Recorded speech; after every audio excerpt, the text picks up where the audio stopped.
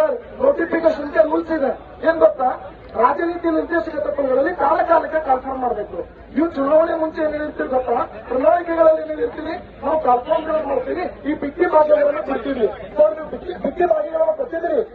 ಒಂದು ಕಂದಾಯ ಇಲಾಖೆಯಲ್ಲಿ ಗ್ಯಾಸ್ ಅನ್ನ ಹೆಚ್ಚು ಮಾಡಿದಿರಿ, ಓಕೆನಾ? ಒಂದು ಕಡೆ ಏನೋ ಮಾಡಿರಿ, ಮತ್ತೊಂದು ಕಡೆ ಏನೋ ಮಾಡಿರಿ. ಬಟ್ ನಮ್ಗೆ ಅಡಿಗೆ ಬೇಕಾಗಿಲ್ಲ.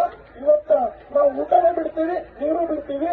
ನಿಮ್ಮ ಅಧೀನದಲ್ಲಿ ಡಿಸಿ ಅಧಿಕಾರಿಗಳಿದ್ದಾರೆ, ಎಸ್ಪಿ ಅಧಿಕಾರಿಗಳಿದ್ದಾರೆ ಮತ್ತು ಬಿಜಾಪುರದಲ್ಲಿ ಉನ್ನತ ಮಟ್ಟದ ಅಧಿಕಾರಿಗಳಿದ್ದಾರೆ.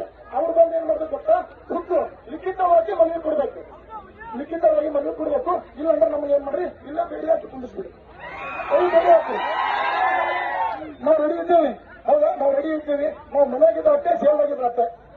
ಒಯ್ದು ಜೈಲಿಗೆ ಇಲ್ಲಿಗೆ ಸೇಲ್ನ ಒಯ್ದು ಹಾಕ್ರಿ. ಯಾಕಂತಂದ್ರೆ ಇಲ್ಲಿ ಇದ್ದಂತ ವಿದ್ಯಾರ್ಥಿಗಳಿಗೆ ಎಷ್ಟೋ ಗಳಿಗೆ ಅಂತ ನಾಷ್ಟ ಮಾಡಿಲ್ಲ, ಊಟ ಮಾಡಿಲ್ಲ.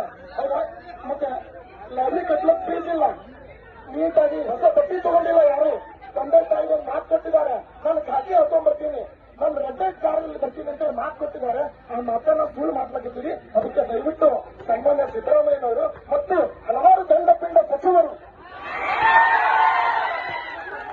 ಅವ್ರ ಮಗು ಬಂಗಾರಪ್ಪ ಅಂತವನ, ಅವ್ರ ಮಗು ಬಂಗಾರಪ್ಪನ ಸಿಪಿಎಸ್ಟಿ ಅಂದ್ರೆ ಎಸ್ಎಸ್ಟಿ ಅಂದ್ರೆ ಕಾಲೇಜ್ ಅಂದ್ರೆ ಹೈಸ್ಕೂಲ್ ಅಂದ್ರೆ ಗೊತ್ತಿಲ್ಲ. ಇಷ್ಟೆಲ್ಲ ಮಾತಾಡ್ತೀನಿ, ಯಾಕಂದ್ರೆ ನಾನು ಕಾನೂನು ಟೀಚರ್ ಗೊತ್ತು. ಹೌದಾ, ಅದಕ್ಕೆ ಮಾತಾಡ್ತೀನಿ.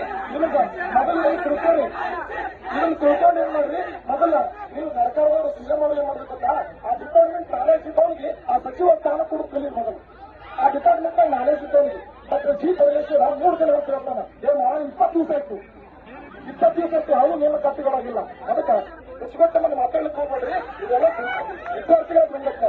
ಹೌದಾ, ಹಾಗಾಗಿ ನಮಗೆ ನ್ಯಾಯ ಸಿಗುತ್ತದೆ, ನಾವು ಬಿಡೋಂಗಿಲ್ಲ. ನಾವು ಸೈದಿ ಮುಂದೆ ಹೋರಾಟ ಮಾಡ್ಲಾಗತ್ತೀವಿ, ಸೈದಿ ಮುಂದೆ ಹೋರಾಟ ಮಾಡ್ಲಾಗತ್ತೀವಿ. ಅದಕ್ಕಾಗಿ ನಮ್ಮ ನ್ಯಾಯ ಸಿಗುವವರೆಗೂ ಹೋರಾಟ ಮಾಡಂಗಿಲ್ಲ. ಹಾಗಾಗಿ ಹೇಳೋ ಭಾರತ್ ಮಾತಾಕಿ, ಹೇಳೋ ಭಾರತ್ ಮಾತಾಕಿ, ಧಿಕ್ಕಾರ ಧಿಕ್ಕಾರ ಧಿಕ್ಕಾರ ಧಿಕ್ಕಾರ.